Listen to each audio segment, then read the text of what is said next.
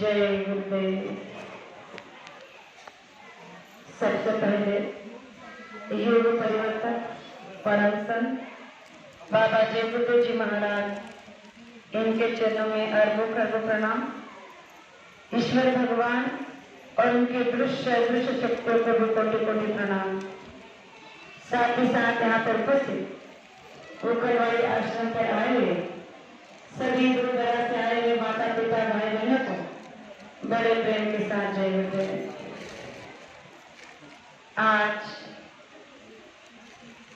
गुरु पूर्णिमा का महापर्व है और इस महापर्व पर हम सभी प्रेमी गुरु से कुछ न कुछ मांगने के लिए आए हैं, क्योंकि आज का दिन गुरु और शिष्य के बीच का एक ऐसा दिन है कि इस दिन में आज आप अपनी तरफ से गुरु को कुछ दे सकते हो और गुरु से उसके बदले में कुछ मांग सकते हो।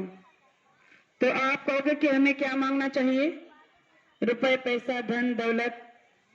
तो गुरु महाराज ने कहा कि ये तो आपको आपके प्रारब्ध में होगा तो अवश्य मिलेगा। इसके लिए आपको गुरु से मांगने की जरूरत नहीं है। अगर आज के दिन आपको कुछ मांगना चाहिए तो वो है गुरु से जो हमारी जीवात्मा ने वादा किया है कि जीते जी परमात्मा का दर्शन आप इसी मनुष्य मंदिर में हमारा करा देंगे। तो इस मनुष्य मंदिर में हमारा जीवात्मा का दर्शन हो जाए। बस आज यही विनती, यही दया दरखास्त गुरु महाराज से करनी है कि संसार तो हमने हर जन्म में किया, हर युग में किया और इस युग में भी कर रहे हैं। तो गुरु महाराज ने कहा कि आपको केवल आज के दिन ये मौका मिलेगा। आज के दिन ही क्यों, रोज क्यों नहीं मांग सकते? गुरु महाराज ने कहा कि रोज भी मांग सकते हो, लेकिन गुरु पूर्णिमा का बहुत बड़ा महत्व होता है। आज के दिन विश्व के यानी कि भारतवर्ष के तमाम गुरुओं को सम्मान देने का समय है और उन्हीं गुरु में से एक विश्व विख्यात युग पुरुष परम संत बाबा जय गुरुदेव जी महाराज हमारे आपके गुरु हैं, जिन्होंने इस 3 लोक 9 खंड में गुरु से बड़ा न को कर्ता करविता न कर सके, जो गुरु करे सो होय की प्रतिमा को अपने आप में स्थापन किया है। तो प्रेमियों, हमारे गुरु कोई छोटे मोटे गुरु नहीं है कि जिससे हम कुछ भी मांग ले। गुरु महाराज ने कहा कि आपको इस समय में अपनी जीवात्मा को ही लिए मांगना चाहिए, क्योंकि ये मनुष्य शरीर आपको एक बार मिला है, दोबारा नहीं मिल सकता और इसलिए इस बार मिला है तो इसमें केवल और केवल अपनी आत्मा के लिए कुछ करना चाहिए। तो इसीलिए बाबा जय गुरुदेव जी महाराज ने आज का दिन हमारे आपके लिए बड़े परम सौभाग्य का दिया है। तो आप हर शिष्य का ये कर्तव्य बनता है कि हमारे अवगुणों की, बुराइयों की, विकारों की चढ़ावा चढ़ाकर गुरु से केवल और केवल जीव कल्याण का, आत्म कल्याण का रास्ता जो मिला है उस पर चलने की सद्बुद्धि मांगनी चाहिए। प्रेमियों, गुरु महाराज बताते हैं कि मनुष्य शरीर बड़े सौभाग्य से मिला है और इसमें अगर आपने जीते जी परमात्मा का दर्शन नहीं किया, नाम का दान पाने के बाद भी अगर आपने जीते जी परमात्मा का दर्शन नहीं किया तो ये मनुष्य जीवन धिक्कार है। इसलिए गुरु महाराज ने कहा कि हर मनुष्य को अपने जीवन में अपने 3 बातों को ध्यान में रखना चाहिए। आप कहोगे कौन सी 3 बातें? एक छोटा सा प्रमाण देकर समझाने की कोशिश करती हूँ कि एक बार एक राजा को अंदर में बहुत बड़ा वैराग्य हुआ। वो दिन रात एक ही बात सोचता था कि मनुष्य शरीर मिला है तो इस मनुष्य शरीर का सही उद्देश्य क्या है, इसकी सच्चाई क्या है। ये मनुष्य शरीर जो आज मुझे सब दुनिया को, संसार में हर एक इंसान को मिला है, आखिर में इस मनुष्य जीवन की सच्चाई क्या है और इस मनुष्य जीवन का धोखा क्या है और इस मनुष्य जीवन की कमजोरी क्या है। ये तीनों बातें उसे हर दिन सताती थी और इन्हीं बातों को लेकर वो चिंतित रहता था कि आखिर में मुझे इन सवालों का जवाब कहाँ मिलेगा। तो उसने इस बात को पूछने के लिए जी जान लगा दी। हर किसी से पूछता था जो विराट दरबार में आता था, तो लेकिन किसी ने उसके इस बात का समाधान नहीं किया। तो एक दिन बड़े चिंता में बैठे हुए थे कि उन्हीं के राज दरबार के मंत्री ने उनसे पूछ लिया वजीर ने कि राजा जी आप तो बड़े चिंतित लग रहे हो, मैं कई दिनों से आपको देख रहा हूँ कि आप बड़े चिंता में हो, आखिर में ऐसी कौन सी बात है जो आपको खाई जा रही है। तो उन्होंने कहा कि क्या बताऊं, मेरे अंदर में 3 सवाल है जिनका जवाब आज तक मुझे कोई नहीं दे पाया। बड़े बड़े लोगों से मैंने पूछा, ज्ञानी ध्यानी योगी तपस्वी से मैंने पूछा, लेकिन किसी ने मुझे मेरे सवालों का जवाब नहीं दिया। अब इस मंत्री ने उनसे जरूरत करके पूछ लिया कि अगर कोई गुस्ताखी ना हो तो मैं आपसे ये सवाल पूछ सकता हूँ। उन्होंने कहा कि अरे जब इतने बड़े बड़े लोग मेरे सवाल का जवाब नहीं दे पाए तो तुम क्या दोगे। फिर भी उसने कहा कि देखो बताकर देखने में क्या हर्ज है, अगर मैं बता सकूं तो शायद ये मेरा सौभाग्य होगा। तो उन्होंने कहा कि ठीक है, देखो मेरे 3 सवाल हैं जो मैं तुम्हारे सामने रखना चाहता हूं, अगर तुम मेरे तीनों सवालों के जवाब लाकर दोगे तो तुम जो मांगेंगे मैं वो तुम्हें मुंह मांगा इनाम दूंगा, सारे राजकोष से राजधन तुम्हें दे दूंगा, लेकिन मुझे मेरे 3 सवालों का जवाब चाहिए। लेकिन अगर तुमने मेरे सवालों का जवाब नहीं दिया तो तुम्हें मृत्यु दंड भी मिल सकता है। तो मंत्री ने, प्रधान ने सोचा कि ऐसे कौन से सवाल होंगे कि जिनका जवाब मैं नहीं जानता, और ऐसे संसार में कोई तो होगा जो मुझे इनके सवालों का जवाब दे सकता है। तो उन्होंने उनसे हामी भर दी कि मैं आपके सवालों का जवाब लाकर ही दूंगा, लेकिन मुझे उसके लिए कुछ मोहलत चाहिए। तो राजा ने कहा कि 1 महीने की तुम्हें मोहलत देता हूं, तो अब मेरे सवाल सुनो। राजा ने जब प्रधान से कहा कि मेरा पहला प्रश्न है कि मनुष्य जीवन का सबसे बड़ी सच्चाई क्या है, मनुष्य जीवन की सबसे बड़ा धोखा क्या है, मनुष्य जीवन का सबसे बड़ी कमजोरी क्या है। इन 3 सवालों को अगर तुम लेकर आते हो तो तुम्हें मुंह मांगा इनाम मिलेगा, वरना फांसी के लिए तैयार रहना। अब उन्होंने राजा की इन 3 सवालों को ले लिया। अब उसे तो पता नहीं था, लेकिन 1 महीने की मोहलत मिली थी। सोच रहा था कि इस 1 महीने में मैं कहीं ना कहीं से इनके जवाब लाकर ही दूंगा, और मन चाहे जो भी होगा मुझे धन मिल जाएगा। और इस लालच में उसने इस सवाल को ढूंढने के लिए सफर जारी किया। अब 1 महीने का जो समय उसे मिला था, इस सफर को तय करते रहा। एक एक दिन करते करते महीने के 29 दिन खत्म हो गए। अब 1 दिन शेष रह गया था, और इन 29 दिनों में ना उसे 3 सवालों के जवाब मिले, ना किसी एक सवाल का जवाब मिला।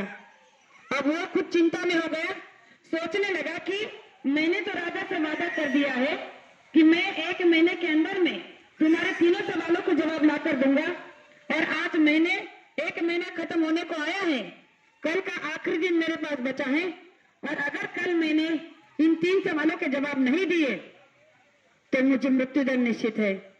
लेकिन अभी इसी कश्मकश में जब वो रास्ते से चला जा रहा है तो रास्ते में उसे दिन बीत गया, रात हो गई, और रात चलते चलते एक जंगल में पहुंच गया। अब सोच रहा है कि घने जंगल में तो पहुंच गया, कोई रास्ता नजर नहीं आ रहा, कहीं रुकने का कोई ठिकाना नहीं है, अब क्या करूं। अब वैसे भी तो जंगली जानवर मुझे खा जाएंगे, लेकिन हो सकता है कि एक रात की जो आयु बची है इसे तो जी लूं, लेकिन मैं रुकने के लिए रुकूं तो कहाँ रुकूं।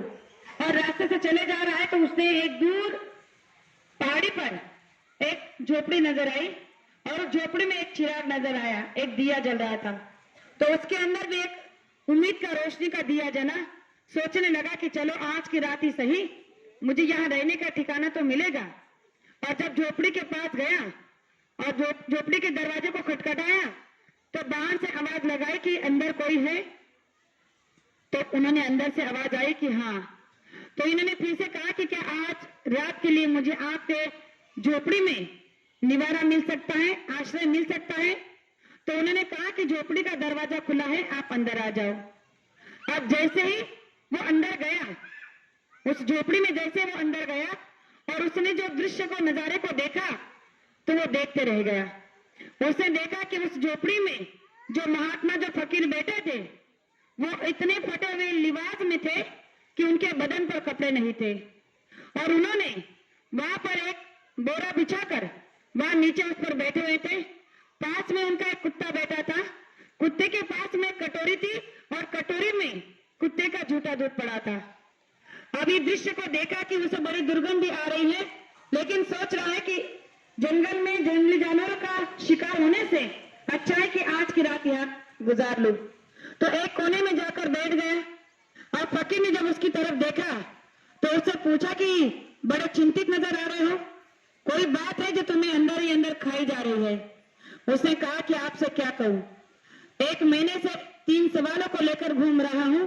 संसार में ऐसा कोई ज्ञानी नहीं मिला कि जिसने मेरे 3 सवालों का जवाब दिया, और कल मेरी अब मौत का आखिरी दिन है, क्योंकि मैंने अपने राजा से ये वचन दिया है कि अगर मैं तुम्हारे 3 सवालों का जवाब नहीं लाया तो आप मुझे फांसी की शिक्षा दे सकते हो, और इसी दुख में मैं मरा जा रहा हूं।